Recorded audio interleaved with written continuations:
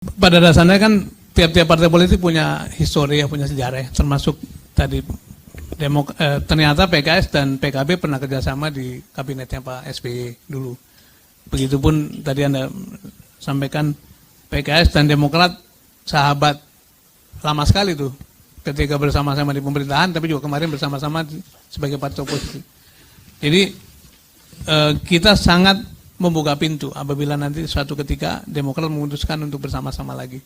Tapi sepenuhnya kita hormati sikap dari setiap partai dengan pengertian tadi kita membuka diri bagi partai manapun yang merasa bahwa jalan atau visi perubahan ini visi yang mereka sepakati atau menjadi kebersamaan untuk berjuang ke depan gitu.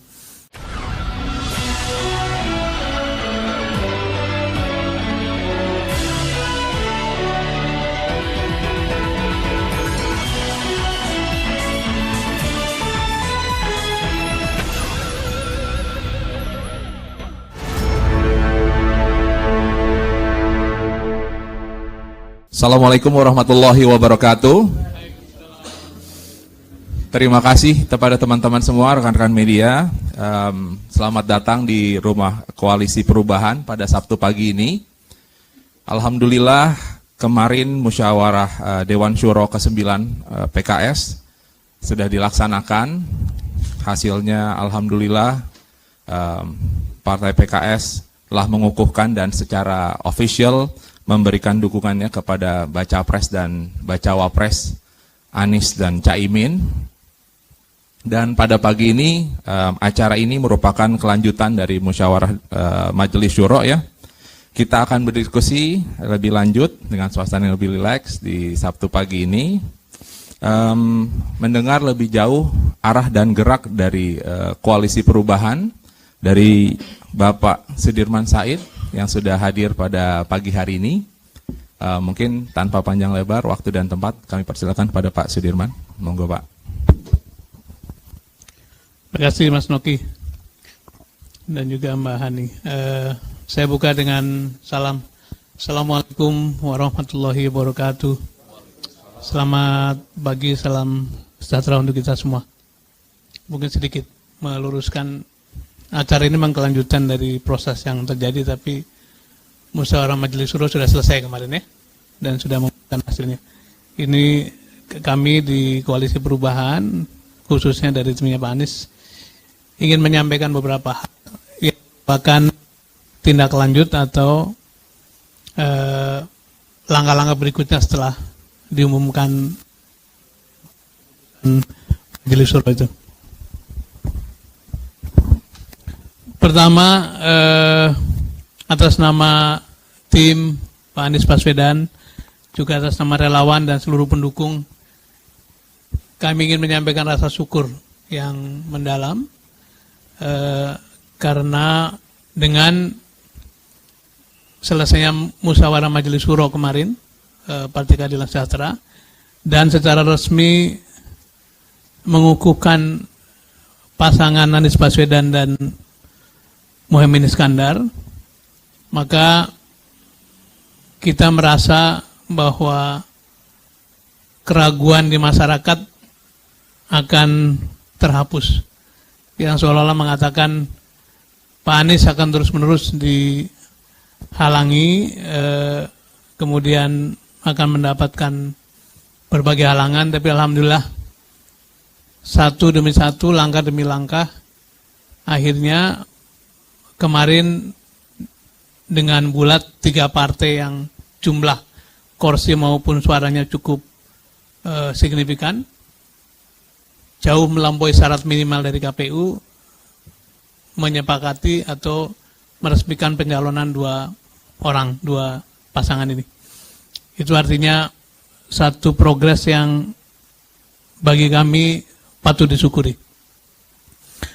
Yang kedua, kami juga ingin menyampaikan apresiasi pada proses yang sangat tertib ya, sangat mengacu pada tata kelola. Setelah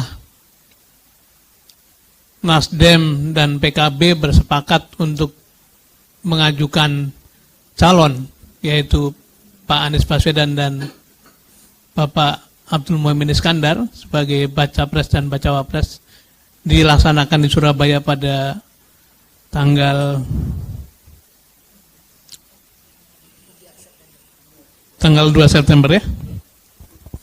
Kemudian disusul dengan silaturahmi. Pada waktu itu kita tahu bahwa PKS memang belum hadir karena memang secara ADART, secara aturan internal, pencalonan presiden maupun wakil presiden harus melalui Majelis Syuro. Karena itu pada waktu itu belum hadir. Tapi merespon secara terbuka bahwa menyambut kehadiran PKB dan diikuti dengan silaturahmi antara PKB, Nasdem, dan PKS pada beberapa hari lalu, kalau tidak salah hari Selasa ya.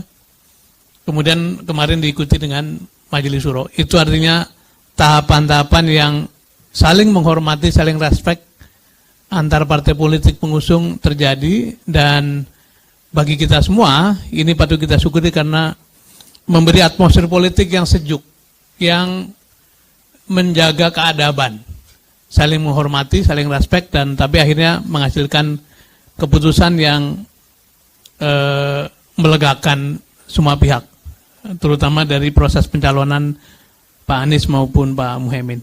Ini sebagai pengantar, dan sekali lagi dengan keputusan Majelis Syuro maka 3 partai secara resmi bulat memiliki pasangan, calon presidennya adalah Anies Baswedan, wakil presidennya adalah Pak Muhaimin Iskandar.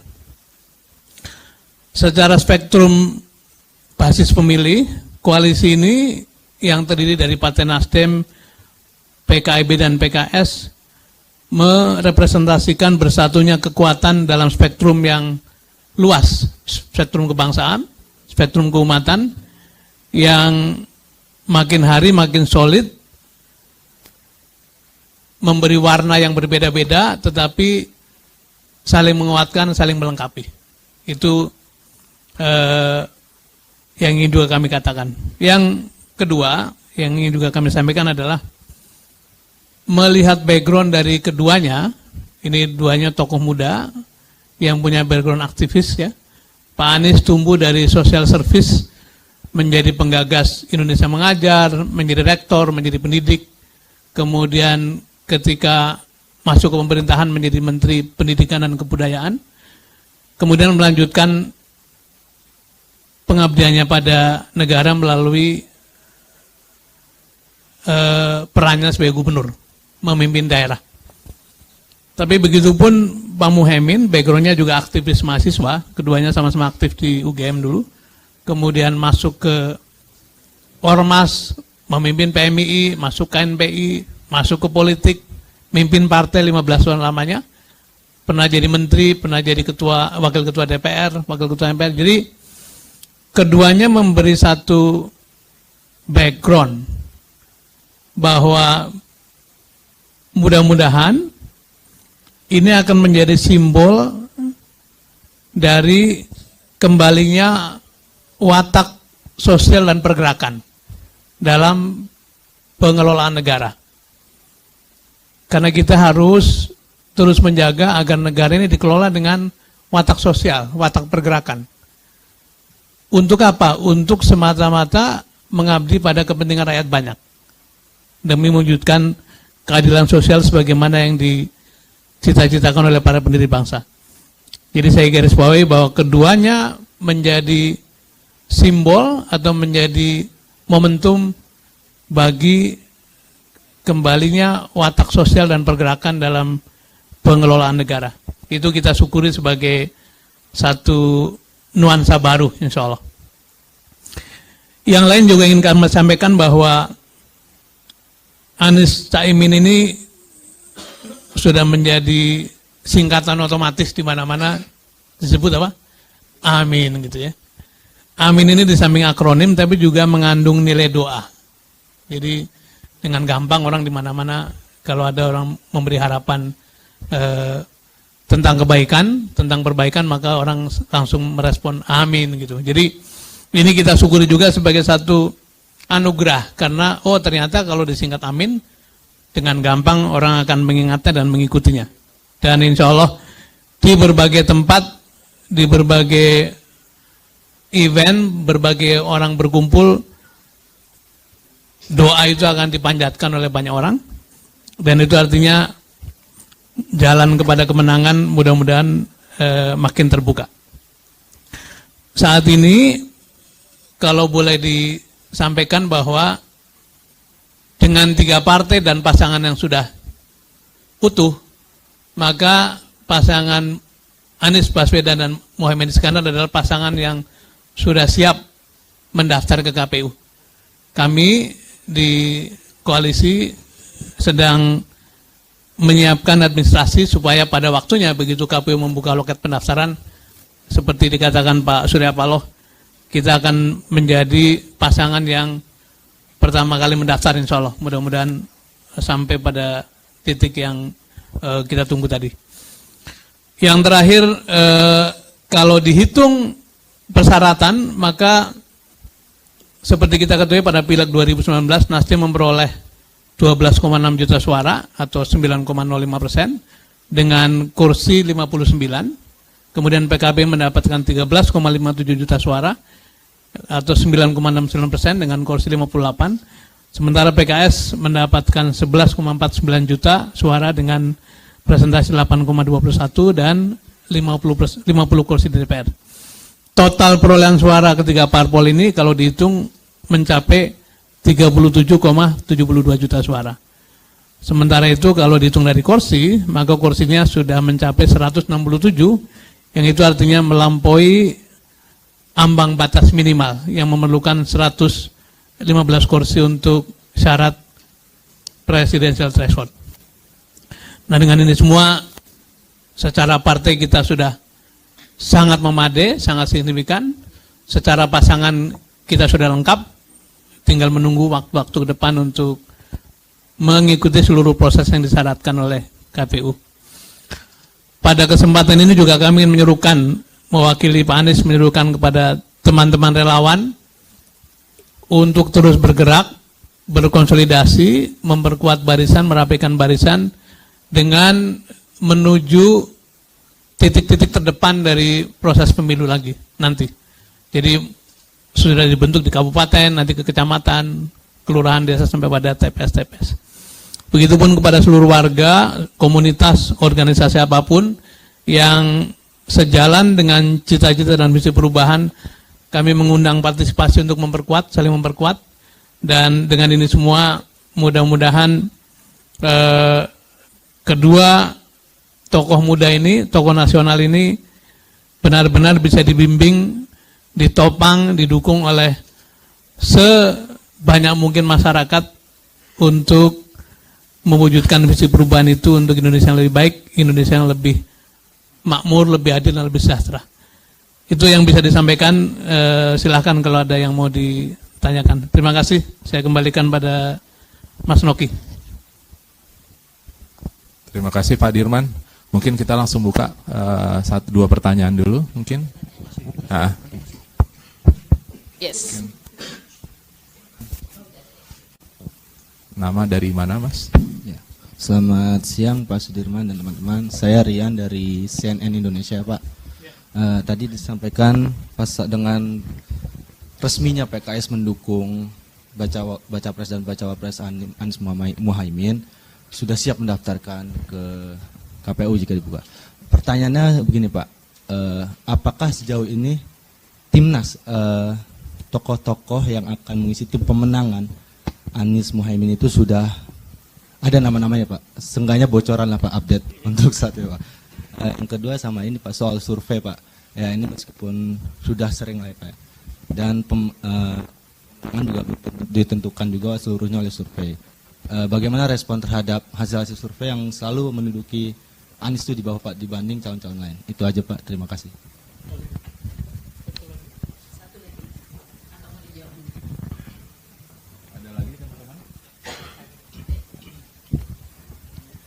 Selamat siang Pak Sudirman, saya Hedi dari Kumparan.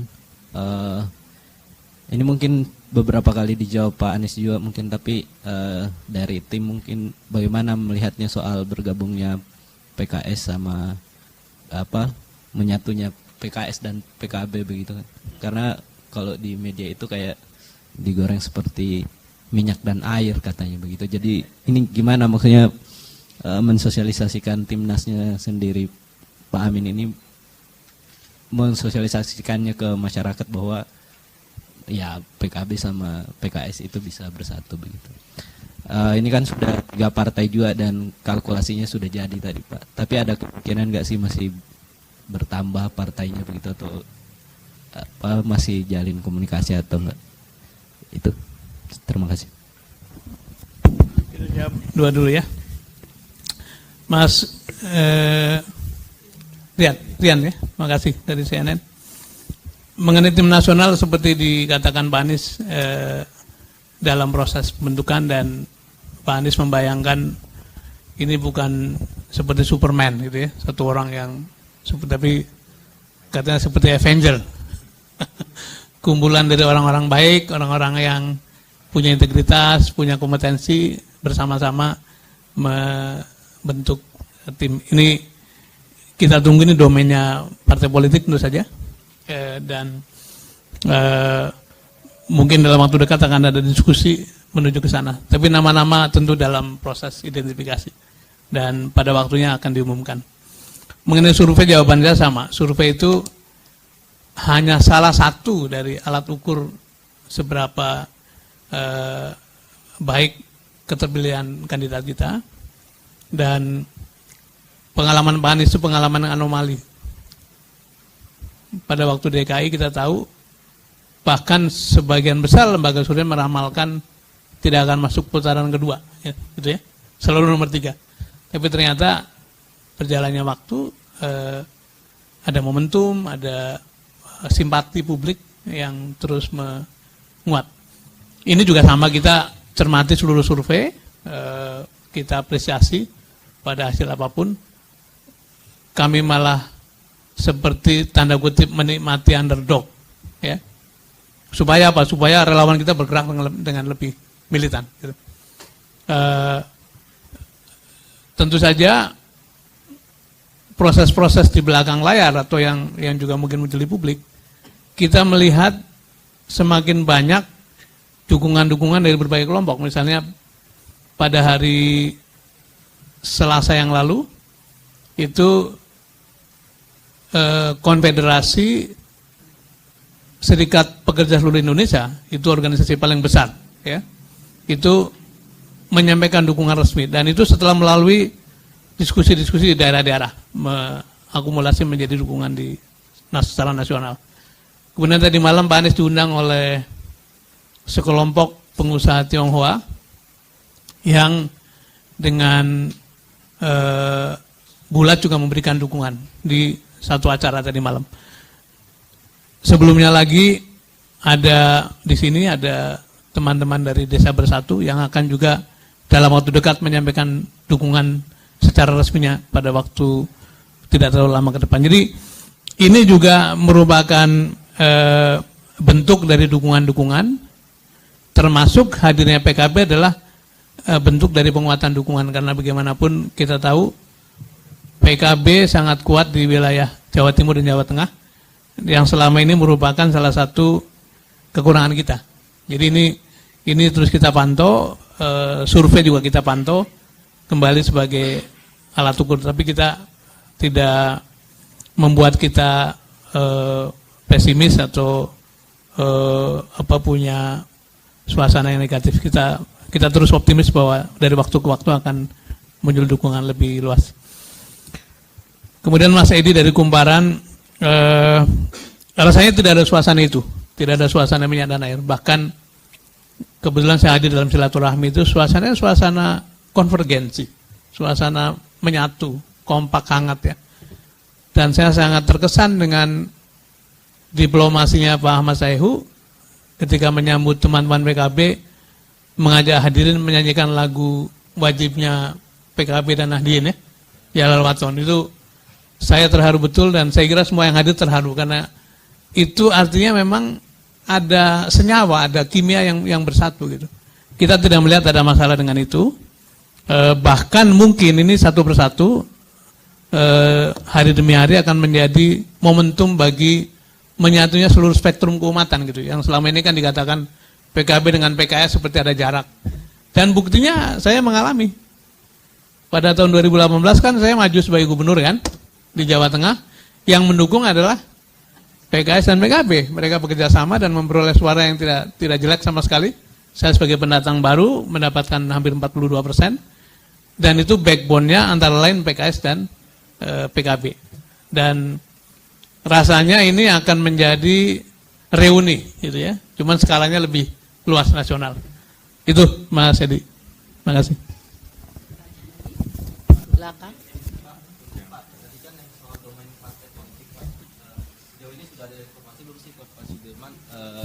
Tim pemenangan itu akan dibentuk sebelum pendaftaran atau sudah pendaftaran? Ada informasi itu nggak? Pasti resminya sebelum pendaftaran akan dibentuk ya. Walaupun mungkin pada waktu daftar lebih merupakan high levelnya. Nanti kan makin lama makin dilengkapi dari nasional, provinsi, kabupaten. Jadi pada waktunya akan diumumkan. Mbak dari Tiban silakan.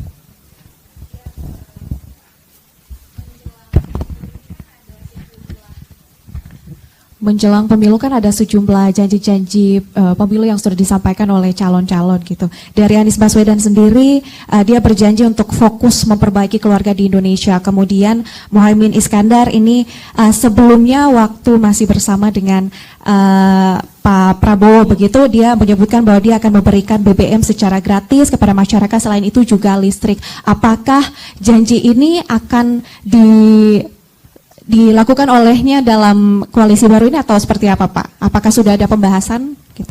Terima kasih. Iya. Proses ini berlangsung begitu cepat dan baru dimulai formalnya tanggal 2 September, sekarang baru tanggal 16 ya, 2 pekan lamanya kita fokus pada pengikatan koalisi seperti kita ketahui kemarin sudah terjadi. Kita akan mulai diskusi hal seperti itu dan pada waktunya harus ada sinkronisasi istilahnya. Bagaimana tentu saja Gus Muhaimin sudah menjadi tokoh politik yang punya wawasan, punya visi, punya aspirasi kepada rakyatnya, pada masyarakat, begitupun Pak Anies. Nah sekarang duanya bersatu, tentu memerlukan satu sinkronisasi. Dan pada waktunya kita akan come up dengan ya aspirasi bersama. Dan itu akan kita lakukan segera. Gitu Mbak.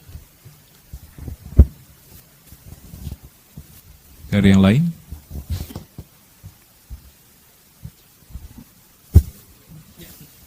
Ya, selamat siang Pak, Bu. Saya Sultan dari Tempo.co.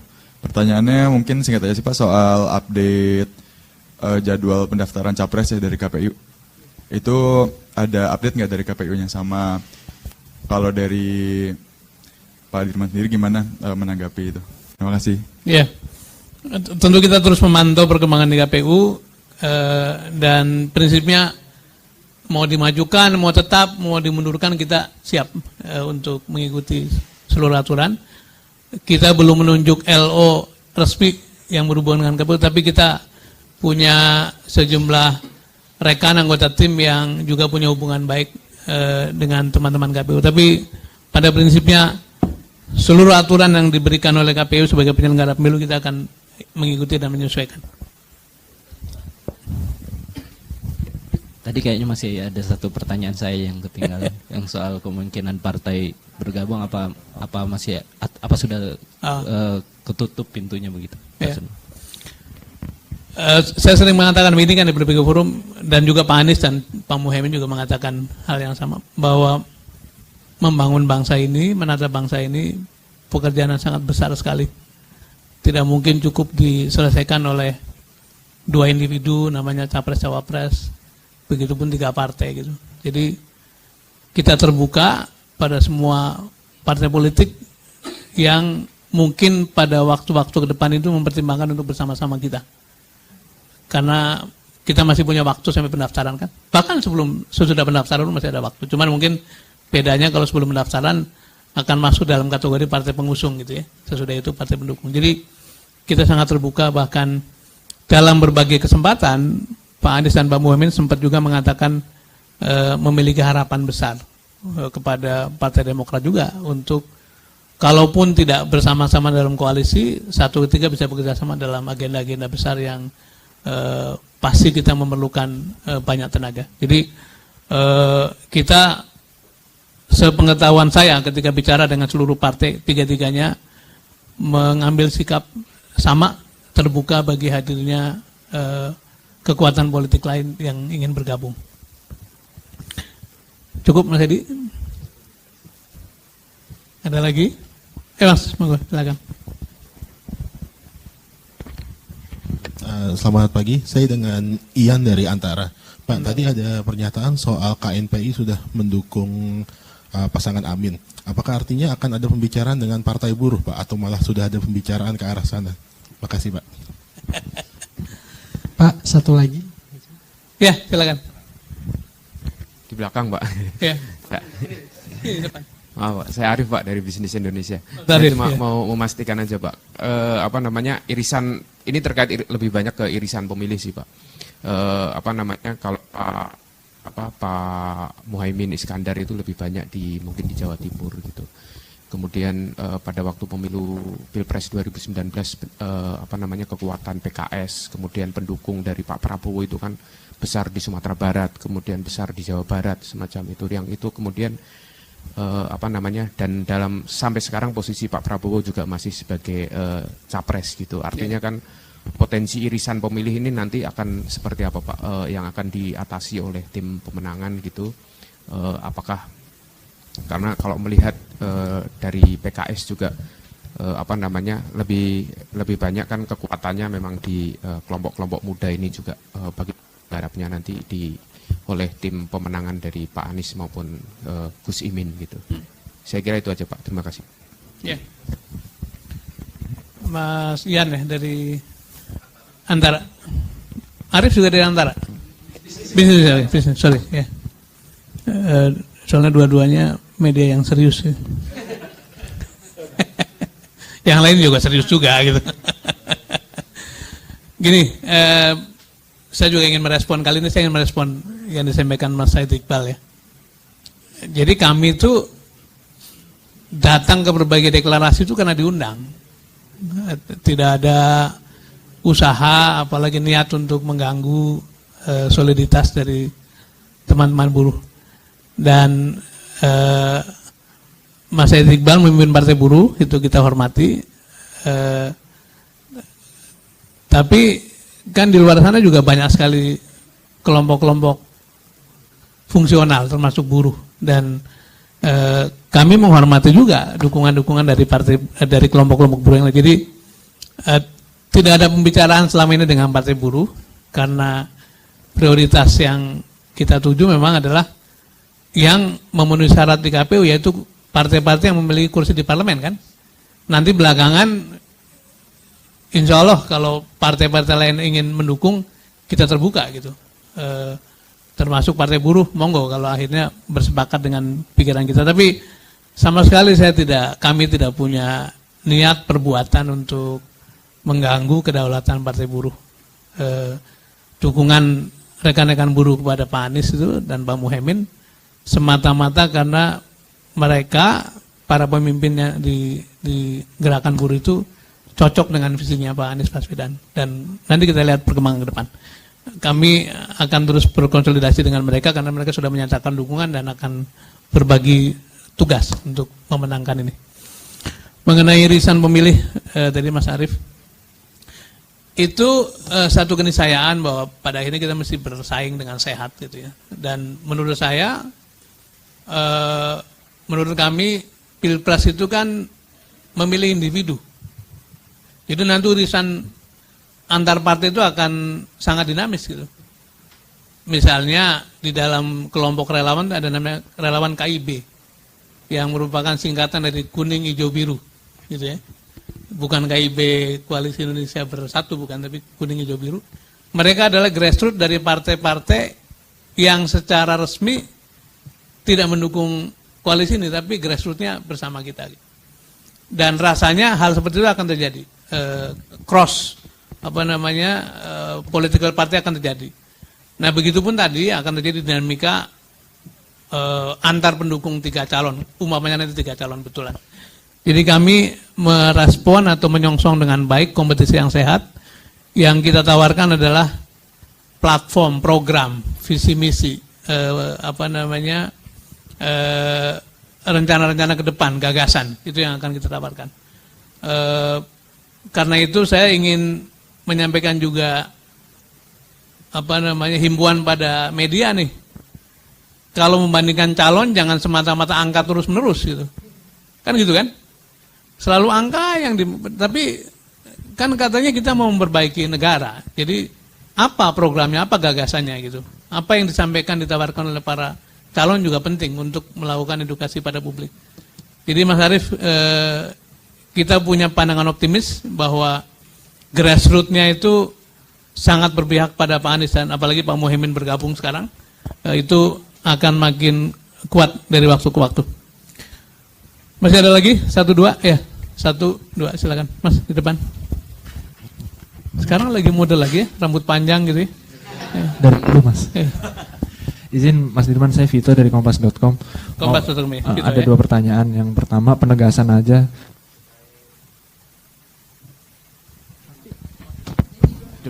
Terkait dicabutnya dari Partai Buruh kepada Mas Anies Baswedan, itu dianggap sebagai suatu kerugian atau gimana? Karena kan Partai Buruh mengklaim diri memiliki konstituen yang cukup luas gitu dari kalangan buruh. Apakah itu dirasa sebagai sesuatu yang merugikan? Yang kedua, soal bergabungnya PKB. Kita tahu kalau Nasdem sudah lebih dari 1 tahun mengusung semangat perubahan gitu ya, dengan mendeklarasikan Pak Anies. Sementara PKS sudah lebih lama lagi menjadi oposisi di pemerintahan Pak Jokowi gitu. Sementara kita tahu PKB ini kan Pak Muhaimin justru merupakan salah satu orang pertama yang mengusulkan perpanjangan masa jabatan presiden tahun lalu gitu. Yeah. Nah, artinya dari koalisi ini apakah bagaimana gitu sejauh mana iman perubahan PKB yang sudah dikomitmenkan di dalam koalisi ini, atau justru bergabungnya PKB berpotensi melunturkan gairah perubahan di koalisi ini? Terima kasih Mas, itu aja. Ya. Soal Partai Buruh, sepanjang pengetahuan saya selama mengurus proses ini belum pernah ada dukungan resmi dari Partai Buruh. Suatu ketika mereka berkumpul dan menyebut Anies sebagai salah satu kandidat, itu ya, tapi tidak pernah ada komunikasi resmi untuk memberikan dukungan kepada Pak Anies. Itu yang pertama. Dan apakah itu dengan dicabutnya merupakan kerugian atau keuntungan? Kita belum merasakan ada dampak apapun ya, baik pada waktu menyampaikan bahwa Pak Anies calon maupun ketika mereka mengatakan mencabut. Karena mencabut itu kan artinya sudah pernah meresmikan kemudian batal gitu. Jadi itu statement publik lah kira-kira, dan kita apresiasi, kita hormati sikap teman-teman Partai Buruh. Mengenai apakah dengan bergabungnya PKB elan perubahannya masih akan cukup kental. Saya kira Pak Anies sekalipun yang sejak awal memang menjadi kandidat yang dipersepsikan di luar pemerintahan gitu ya, itu selalu mengatakan tidak ada yang totally perubahan, tapi juga tidak ada yang totally kelanjutan. Setiap pemerintahan pasti ada unsur keberlanjutan, ada unsur perubahan. Maka disebut sebagai change and continuity. Kan selalu gitu ya. Kita juga memandangnya begitu. Karena itu pada berbagai kesempatan saya sering mengatakan Pak Anies sejak awal ketika nyusun program itu meminta ada 4 lajur metrik, policy metrik. Hal-hal apa yang baik dan harus diteruskan. Nomor 2 lajur kedua adalah hal-hal apa yang memerlukan koreksi. Yang ketiga mungkin perlu dibatalkan karena dianggap tidak pas lagi. Nah yang keempat adalah yang betul-betul merupakan tawaran baru dari pasangan ini pada waktunya.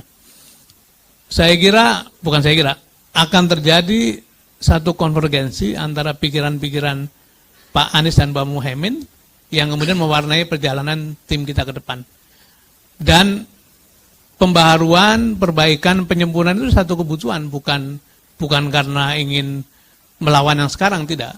Pertama memang Bapak Joko Widodo akan selesai waktunya pada Oktober tahun depan, karena itu siapapun yang hadir harus menjanjikan perbaikan. Harus itu. Kalau yang hadir hanya menyampaikan saya meneruskan yang kemarin, gunanya apa pemilu gitu? pemilu adalah kesempatan terbaik untuk menghadirkan kebaruan, energinya baru, pikirannya baru, programnya baru, tapi dengan tetap menghargai apa-apa yang sudah dicapai sebagai bangsa selama ini. Jadi tidak ada pikiran sama sekali untuk membubarkan apa yang sudah dicapai, tapi juga tidak pas kalau kita hanya mengatakan meneruskan apa yang ada.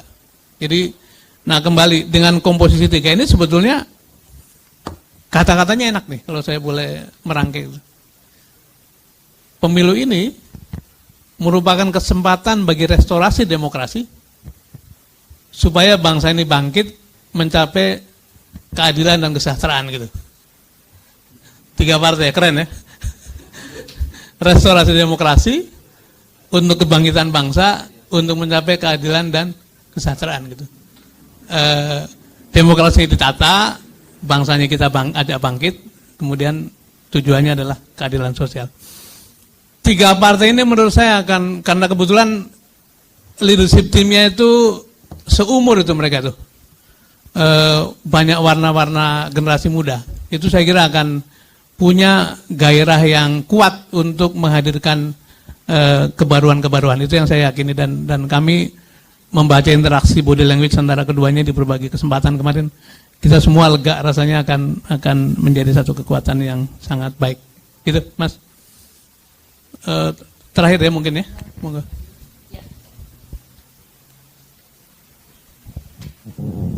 Assalamualaikum, saya Dili dari Indopos, mungkin salah satu media yang enggak serius.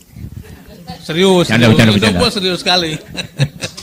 Baik, saya mau menindaklanjuti tadi bahwa Pak Said bilang untuk menjelang sampai pendaftaran KPU akan menerima pintu untuk parpol lain. Buka pintu ya. Oke, juga termasuk semalam pernyataan dari Gus Imin yang menyatakan juga ada chemistry dengan PKS sejak kabinet SBY. Ya, apakah ini sinyalemen bahwa juga tetap akan masih membuka pintu untuk Demokrat? Ya. Karena Demokrat juga sampai saat ini belum menentukan pilihan. Ya. Oke, itu aja. Terima kasih. Ya.